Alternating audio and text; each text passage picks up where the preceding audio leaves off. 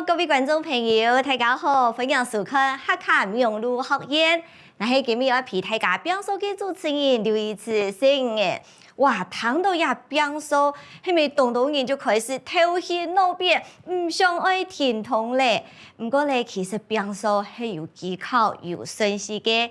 今日在課程當中，會分做3個段落，透過神奇短劇嘅方式，教大家。你表述嘅時節，做得樣板形做，就做得輕輕鬆鬆，本唔是做拍工，表述到強強利利哦。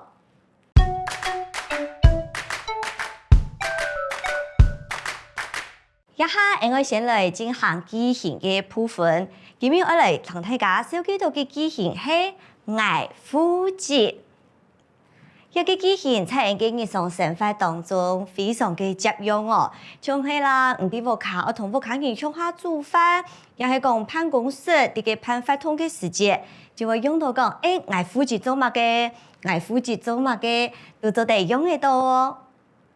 捱夫節，捱夫節，那華語呢是我負責，我負責。捱夫節，華語呢是我負責。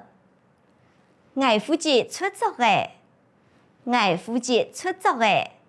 那華語的意思呢，就是我負責擦桌子，我負責擦桌子。